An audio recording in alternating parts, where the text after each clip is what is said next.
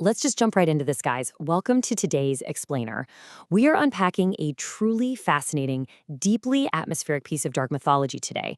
We're talking about the end of the divine order. I mean, imagine a world where the heavens haven't just fallen, they've literally shattered. And our guide through this total wreckage? A hyper-cynical, completely nihilistic figure known as the Hermit, or the madman wizard of the Iron Peaks. Today, we're going to break down his incredibly dark philosophy, his literal, visceral transformation, and this absolutely grotesque monument he builds straight out of the ashes of a broken heaven. A man who seeks his reflection in a mountain stream is a fool, for he will drown trying to save the image of his own importance. Right off the bat, you get a feel for this guy's mindset. The hermit is sitting up there on a jagged peak, just looking down at us, at humanity's endless, tiring vanity, and he's genuinely mocking our ambition. To him, this whole concept of the self that we care so much about, it's nothing more than a hall of mirrors. It's just a distraction from the massive, looming void. If you try to preserve your own self-importance, you're just a fool drowning for an illusion. It's a wildly cynical starting point, but it perfectly sets the stage for what he does next.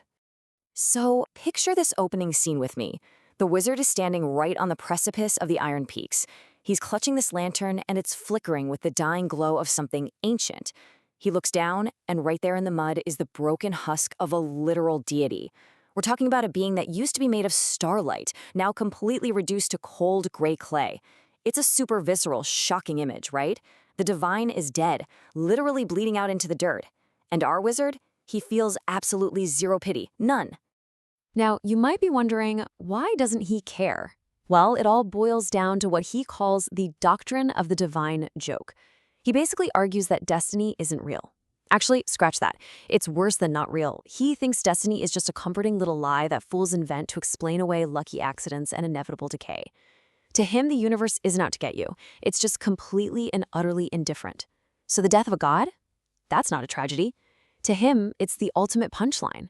It's proof that nothing actually matters. Act 1. Death of the Divine. Let's get into it. You really have to consider the stark difference between the old world and this terrifying new one. On the one hand, you've got the old world, the era of the shepherd. This is a time defined by the stagnant heavenly orbit and those comforting illusions of destiny we just talked about. But the second that celestial dies, boom, we enter the era of the overman. This new age rips away that fragile hope and replaces it with infinite nothingness, raw entropy, and this terrifying absolute freedom. The safety net is entirely gone. The era of the shepherd has ended, leaving the flock to wander the infinite nothing of their own making. And the wizard's reaction to this massive cosmic shift is just so unbelievably cold. Down in the valleys below, you've got these villagers still whispering their desperate prayers to a sky that is now completely empty. They literally don't know the shepherd is dead. And the wizard, he just laughs. He stands there and declares to the wind that the flock is wandering in their own nothingness.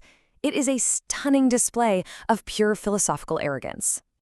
Moving right along to Act 2, the cynical architect's motive.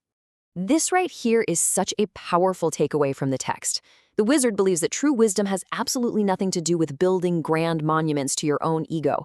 Instead, it's about finding total liberation in the grand absurdity of a completely godless reality. His logic is, if the divine is dead, then morality itself is just a lingering shadow. It's like a leftover habit from a sun that is already burned out.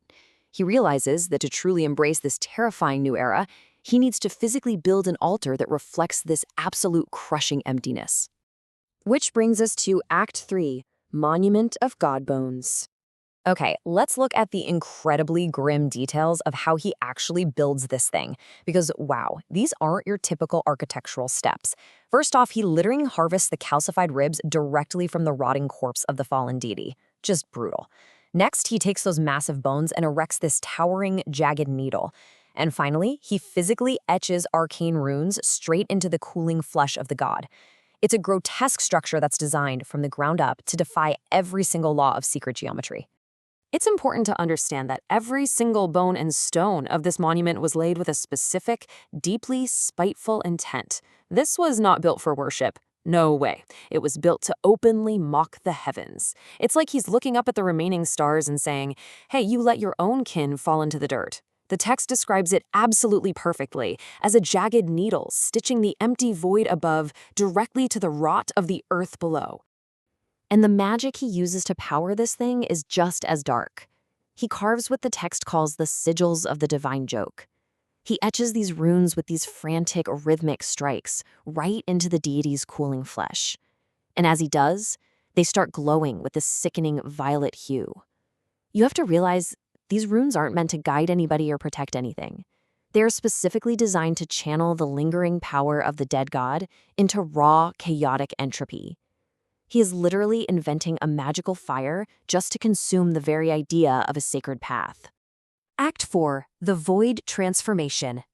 So the wizard doesn't just build this altar. He actually absorbs its essence.